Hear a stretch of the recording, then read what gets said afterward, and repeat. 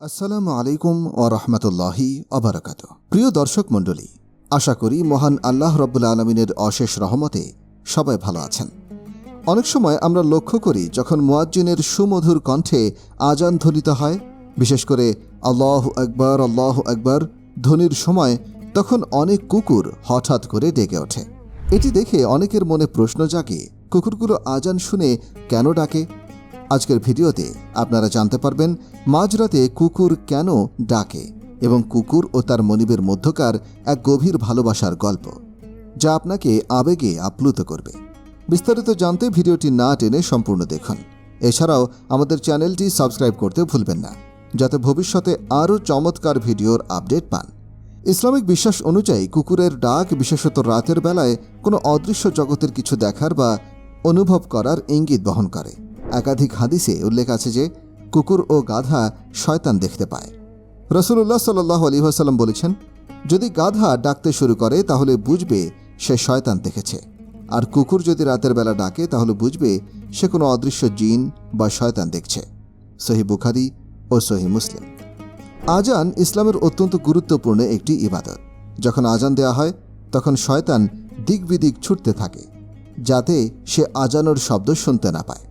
এই কারণে অনেক সময় বলা হয় কুকুরেরা আজানের সময় কোনো অদৃশ্য জিন বা শয়তানের উপস্থিতি অনুভব করে এবং তখন তারা ডেকে ওঠে। রাতের বেলা কুকুর ঘেউ ঘেউ করে, এ বিষয়টি হাদিসে এসেছে। জাবির ইবনে আব্দুল্লাহ রাদিয়াল্লাহু আনহু বলেন, রাসূলুল্লাহ সাল্লাল্লাহু আলাইহি ওয়াসাল্লাম বলেছেন, রাত্রিবেলা তোমরা যখন কুকুরের ঘেউ ঘেউ শব্দ এবং কান্নার শব্দ অথবা গাধার ডাক শুনতে পাও, তখন আল্লাহ তাআলার কাছে আশ্রয় প্রার্থনা করো, কারণ এরা এমন কিছু দেখে যা তোমরা দেখতে পাও না। রাতের বেলা তোমরা আল্লাহর নাম স্মরণ করে ঘরের দরজাসমূহ বন্ধ করো, কারণ আল্লাহর নাম স্মরণ করে বন্ধকৃত দরজা শয়তান খুলতে পারে না। তোমরা কলসিগুলোর মুখ ঢেকে দাও, চামড়ার তৈরি পানির পাত্রে মুখ বেঁধে দাও এবং পাত্রগুলো উল্টে রাখো। সুপ্রিয় দর্শক, তাহলে হাদিস দ্বারা বুঝতে পারলাম যে রাসূলুল্লাহ সাল্লাল্লাহু আলাইহি ওয়াসাল্লাম বলেছেন, কুকুর যা দেখতে পায় মানুষ তা দেখতে পায় না। কুকুর শয়তানকে দেখতে পায়, এজন্য পরক্ষণেই তিনি বলেছেন, অবশ্যই রাতের বেলা তোমাদের দরজাসমূহ বন্ধ করে দাও বিসমিল্লাহ বলে। এর অর্থ হচ্ছে কুকুর তখনই ডাকে যখন শয়তানকে দেখতে পায়। অথবা এমনও হতে পারে যে কোনো ব্যক্তির কবরের আযাব হতে থাকলেও কুকুর তা দেখতে না পারলেও শুনতে পায়। আমরা জানি রাসূলুল্লাহ সাল্লাল্লাহু আলাইহি ওয়াসাল্লাম বলেছেন, বোবা জীবজন্তু ও পশু পাখি কবরের আযাব দেখতে ও শুনতে পারে। প্রিয় দর্শক মণ্ডলী, আজ আপনাদের জন্য কুকুর সম্পর্কে কিছু কথা বলার চেষ্টা করব। আমাদের দেশে যত প্রাণী আছে তার মধ্যে নিকৃষ্ট প্রাণী হিসেবে কুকুর ও শূকরকে গণ্য করা হয়। আমরা কুকুরকে দেখলেই লাঠি দিয়ে দূরে সরিয়ে দিই এবং তাদেরকে দেখলেই জুতা ছুঁড়ে মারতে ইচ্ছা করে। অথচ কুকুরের একটি বিশেষ ইতিহাস রয়েছে, যা হায়াতুল হারবার নামক কিতাবে লেখা আছে। আল্লাহর একজন বান্দা একদিন কোথাও যাওয়ার উদ্দেশ্যে রওনা হলেন। কিছু দূর যাওয়ার পরে তিনি পথের ধারে একটি সুউচ্চ ভবন দেখতে পেলেন, যা আগে কখনো দেখেননি। এটি ছিল অনেক পুরাতন একটি বিল্ডিং, যা প্রায় 200 থেকে 400 বছর পুরনো।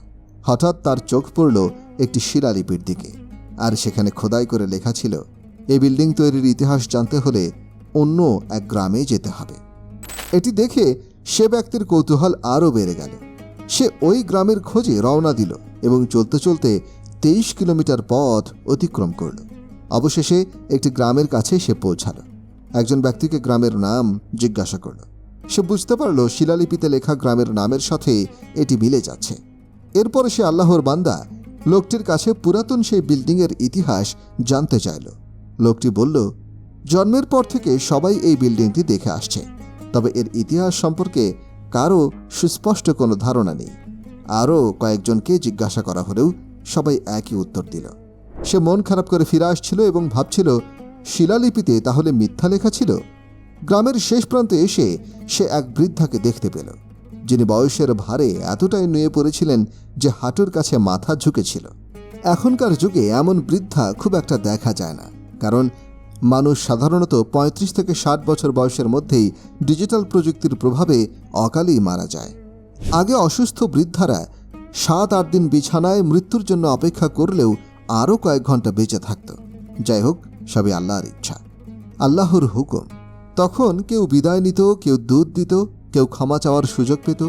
ক্ষমা চাওয়াটা একটা ভালো পদ্ধতি, কিন্তু হঠাৎ মৃত্যু তা তো ভালো নয়। রাসূলুল্লাহ সাল্লাল্লাহু আলাইহি ওয়াসাল্লাম হঠাৎ মৃত্যু থেকে আল্লাহর কাছে আশ্রয় চেয়েছেন। যাই হোক, আল্লাহর সেই বান্দা বৃদ্ধার কাছে গেল এবং জিজ্ঞাসা করল, এই গ্রামের নাম কি? বৃদ্ধা উত্তরে বললেন, হ্যাঁ, এটা সেই গ্রাম। কিন্তু তুমি কিভাবে জানলে? আর তুমি কোথায় থাকো? লোকটি বলল, আমার বাড়ি অনেক দূরে। আমি অমুক রাস্তায় একটি বিল্ডিং দেখেছি, যেখানে লেখা ছিল এর ইতিহাস জানতে হলে এই গ্রামে আসতে হবে। কিন্তু আমি প্রায় 40 জনকে জিজ্ঞাসা করেছি, কেউ কিছুই জানে না। বৃদ্ধ লোকটি মুচকি হাসি দিয়ে বললেন, তুমি কাদের জিজ্ঞাসা করেছ? বৃদ্ধ বললেন, তুমি যুবকদের জিজ্ঞাসা করেছ? তারা কিভাবে জানবে? আমার বয়স 200 পার হয়ে গেছে। আমি নিজে ওই বিল্ডিং তৈরি হতে দেখিনি, তবে শুনেছি। আমার দাদার কাছে সেই ইতিহাস শোনা। বৃদ্ধার কথা শুনে যুবকের মনে স্বস্তি ফিরে আসলো। সে ইতিহাস জানতে চাইল। বৃদ্ধা তাকে কাছে টেনে নিয়ে বলতে লাগলেন, এই রাস্তা দিয়ে আসার সময় যেসব গ্রাম, মহল্লা ও জমি জমা তুমি দেখেছ, সব জমি জমার মালিক ছিল এক জমিদার। সেই জমিদারের অনেক চাকর বাকর ছিল, খাদেমেরও কোনো অভাব ছিল না। তবে জমিদারের স্মরণীয় বস্তুর মধ্যে ছিল একটি পালিত কুকুর। কুকুরটি জমিদারকে সাংঘাতিক ভালোবাসত। এক মুহূর্তের জন্যও কুকুর জমিদারকে ছেড়ে যেত না। জমিদার যখন গোসল করত, কুকুরটি তার জামা কাপড় পাহারা দিত। জমিদার যখন বাথরুমে যেত, কুকুরটি তখন দরজার সামনে দাঁড়িয়ে থাকত। এবং জমিদার যখন ঘুমাতে যেত, কুকুরটি তার ঘরের আশপাশে পাহারা দিত। একদিন জমিদারের ভিআইপি মহলে যাওয়ার কথা ছিল। তখন জমিদার চিন্তা করতে লাগলেন, কুকুরটি আমাকে ছাড়া এক মুহূর্তও থাকতে পারে না। আমি যদি ভিআইপি মহলে যাই এবং কুকুরটি আমার সাথে যায়, তবে আমার মান সম্মান থাকবে না।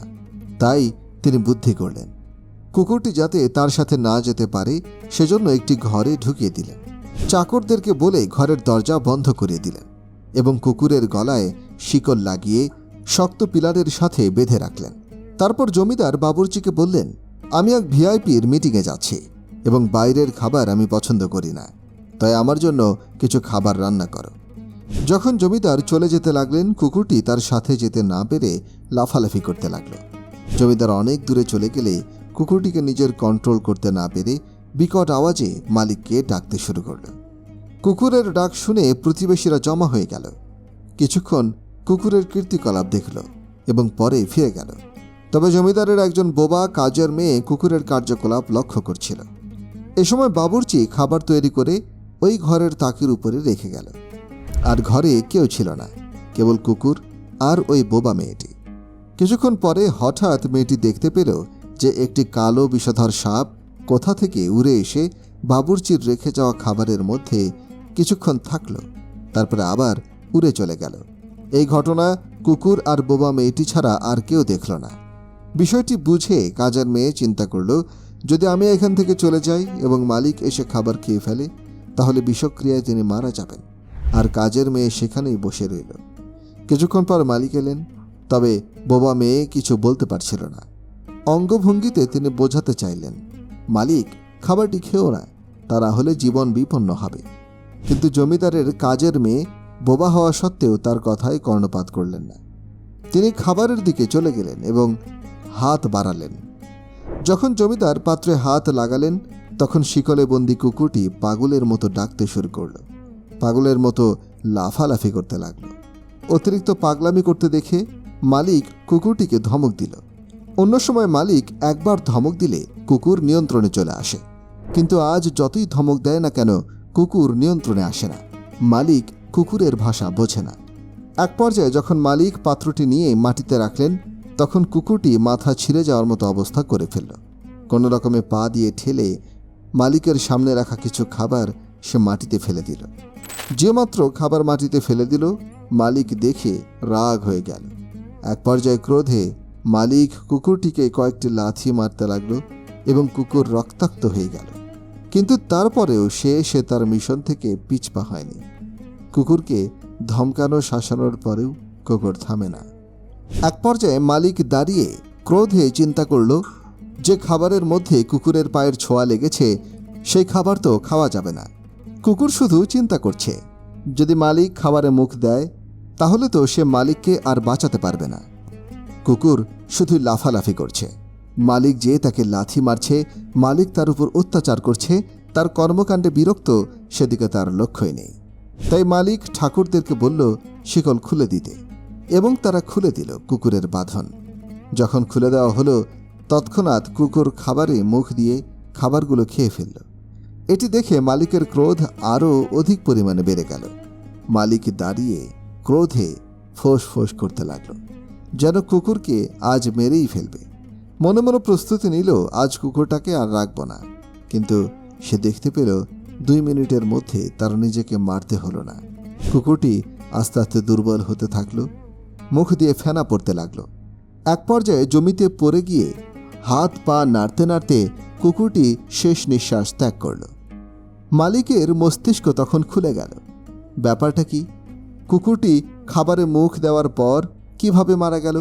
তখন মালিক আরেকটু মনোযোগ দিয়ে বোবা মেয়েটির দিকে তাকালেন এবং জিজ্ঞাসা করলেন, কি হয়েছে? আমাকে তোর অঙ্গভঙ্গি দ্বারা বুঝিয়ে বল। কাজের মেয়ে চোখের পানি ফেলে অঙ্গভঙ্গি করে বোঝাতে লাগলেন, ঘরে কেউ ছিল না, আমি আর কুকুর ছিলাম। আপনার বাবুর্চি খাবার তৈরি করে মুখ না ঢেকে চলে গিয়েছিল। আমরা নিজের চোখে দেখতে পেলাম একটি বিষধর সাপ উড়ে এসে খাবারের মধ্যে বিষ ঢেলে চলে গেল। আমি চিন্তা করলাম, যদি আমি এখান থেকে চলে যাই এবং আপনি খাবার খেয়ে ফেলেন, তাহলে আপনি বাঁচবেন না। তাই আমি সব কাজ ফেলে আপনাকে সাবধান করার জন্য এখানে বসে রইলাম। কিন্তু আপনি আমার কোনো কথাই শুনলেন না। আমি অনেকভাবে আপনাকে বোঝাতে চেয়েছিলাম যে আমার গলার স্বর নেই, কিন্তু আপনি বুঝতে পারেননি। এক পর্যায়ে যখন আপনি সেই বিষাক্ত খাবারে হাত দিলেন, তখন কুকুরটি নিজেকে নিয়ন্ত্রণ করতে পারছিল না। কুকুরটি বিভিন্নভাবে আপনাকে বোঝাতে চেষ্টা করেছে, কিন্তু আপনি খাবারের কাছে গেলেন। তখন কুকুরটি নিজের জীবন দিয়ে আপনাকে সতর্ক করতে চেয়েছিল। সে নিজেকে ঠেলে দিয়ে কিছুটা খাবার ফেলে দিয়েছে। তারপর সে চিন্তা করল, অবশিষ্ট খাবার যদি আপনি খেয়ে ফেলেন তবে আপনি মারা যাবেন। কুকুরটি আরও চেষ্টা করছিল, কিন্তু আপনি তবুও বুঝলেন না। শেষমেশ কুকুরটি নিজের জীবন দিয়ে আপনাকে রক্ষা করল। সে নিজের জীবন বিসর্জন দিল, কিন্তু আপনার কোনো ক্ষতি হতে দিল না। প্রিয় দর্শক, আপনাদের কাছে একটি গুরুত্বপূর্ণ প্রশ্ন তুলে ধরতে চাই। কুকুর, যার জন্য তার মালিক কখনোই খাবারের ব্যবস্থা করেনি, না তাকে ভালোবাসার জন্য সুন্দর ঘর দিয়েছে, কিন্তু সে মালিকের জন্য জীবন দিয়েছে। কুকুরের জীবনের এই নিষ্ঠা এবং ভালোবাসা দেখে আমাদের নিজের অবস্থা কি হবে? আমাদের মালিক আল্লাহ তাআলা তো আমাদের জন্য খাবারের ব্যবস্থা করেছেন, সুন্দর ঘর দিয়েছেন, আমাদের নিরাপত্তার জন্য সারাক্ষণ তার রহমত আমাদের উপর বর্ষিত করছেন। তিনি কখনো ঘুমান না, আমাদের জন্য জেগে থাকেন, আমাদের জন্য প্রতিটা মুহূর্তে সাহায্যের জন্য প্রস্তুত। অথচ আমরা কি তার প্রতি কৃতজ্ঞ? এই কুকুরের গল্প আমাদেরকে মনে করিয়ে দেয় যে কুকুর নিজের মালিকের জন্য জীবন দিয়েছে, অথচ তার মালিক তাকে কোনো সম্মান দেয়নি। আমরা কি আমাদের মালিকের জন্য এমন আত্মত্যাগ করতে প্রস্তুত? প্রিয় মুসলিম ভাই ও বোনেরা, আমাদের মালিক তো আমাদের জন্য সেই রহমত আর রক্ষা দিয়েছিলেন যা কুকুরের মালিক কখনো দেয়নি। তাহলে কেন আমরা তার প্রতি কৃতজ্ঞতা প্রকাশ করব না? কেন আমরা তার আহ্বান উপেক্ষা করব? আমরা যেন আল্লাহর প্রতি আমাদের কৃতজ্ঞতা স্মরণ করি এবং তার উপর ভরসা রাখি। আল্লাহ আমাদের সবাইকে এই শিক্ষাটি গ্রহণ করার তৌফিক দান করুন। তার পথে চলার জন্য আমরা যেন সত্যি এক সৎ মনোভাব ও আন্তরিকতা নিয়ে কাজ করি। আল্লাহ আমাদের সবাইকে তার রহমত ও কৃপা দান করুন। আমিন। ভিডিওটি ভালো লেগে থাকলে লাইক দিন, কমেন্টে আপনার মূল্যবান মতামত জানান এবং বন্ধুদের সঙ্গে শেয়ার করুন, যাতে অন্যরাও উপভোগ করতে পারে।